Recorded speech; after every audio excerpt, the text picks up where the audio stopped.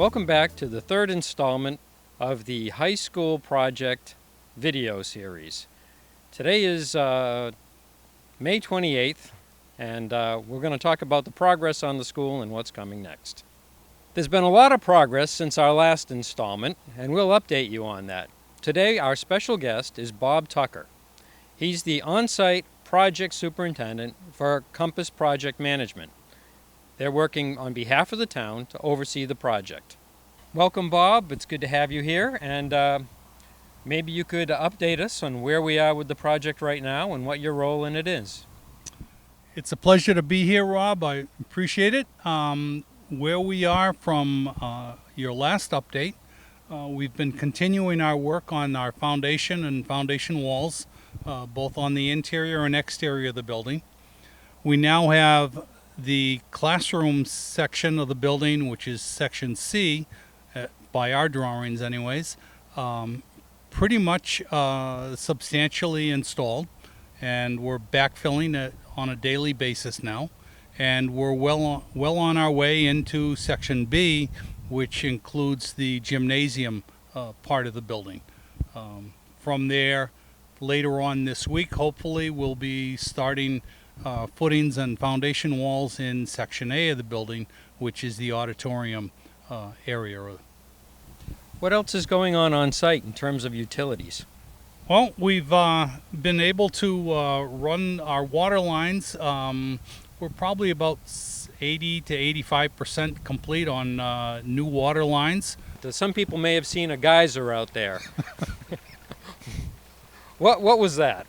The geyser that you're referring to is once we installed the water pipes around site, we needed to fill them with water and perform a pressure test on the piping itself. In order to do that, we have to work all of the air bubbles that are in the line out so that you can get an effective pressure test. The water that you saw blowing off the last hydrant at the end of the line was simply to flush the water through, make sure we get all the air out of the line so we could do a pressure test. Over the long weekend, we were able to chlorinate these lines, and today flush out that chlorine and take water samples so that the town can confirm that the pipes are good and clean and ready for use. Excellent. How about electrical service to the building? Electrical service is coming right along. We've got all the conduits run from the street, from Wood Street, into the transformer pad on the site, and today we just started running our conduits from the transformer pad into the building proper itself, into the electrical room, and all of that work is being done underground. So when you're not going to see any wires hanging over the street or over the parking areas around the building. I see since our last installment we've started phase 2, which is the construction of the multi-use sports center over there. What's going on with that? There are a lot of fields going in. There's no doubt about that, Rob. We've got most of the area down to subgrade right now, and we're prepping it and getting ready to start building it up. And part of that is installing the electrical conduits that will be needed in that area for the concession stand, for lighting, etc., as well as the drainage and sewer lines that are required coming out of the concession stand. And all of that is underground work that in the future you're not going to be able to see. Makes it nice, neat, and clean, and then we'll start building, starting off with the football field and track area, and then working back to the south here, where we're standing now. As of right now in the schedule, when do you anticipate that we'll have the use of the practice field? The schedule right now calls for us to be complete for the practice for the football field as a practice facility to be available August 22nd. We've got a detailed schedule worked out to get us there, and weather permitting and the good Lord willing, we'll certainly get there. Other things that are going on site right now include getting ready to build a retaining wall around the sports fields, and designing some new screening between the high school lot and the trailer park next door. Bob, could you update us a little bit on where that's going? Sure. The retaining wall is going to be out on the, let me stop and think for it, the northwest corner of the field area.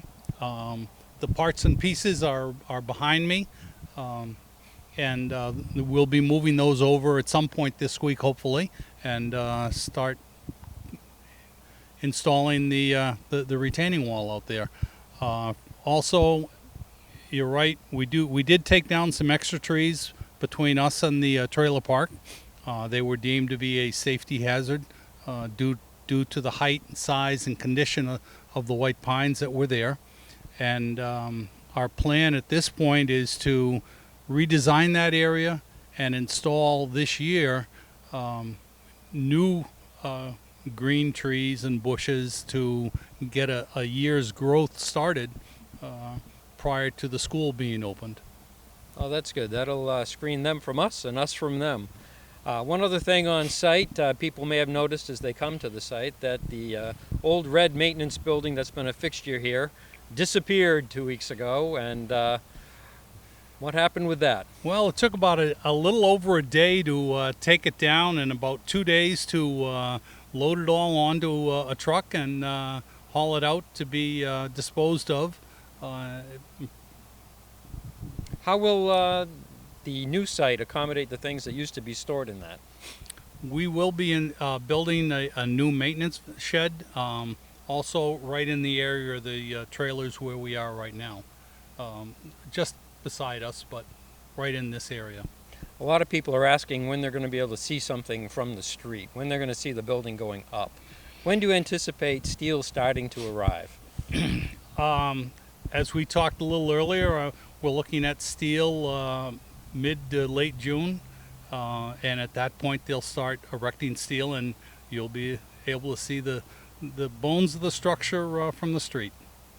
Great, that's very exciting. Thank you.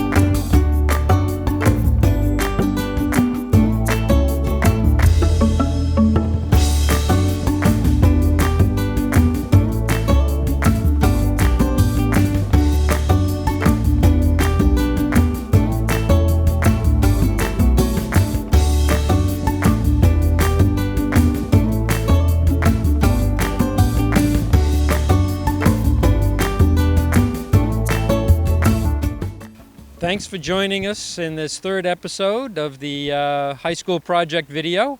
We'll be back again next month with more progress.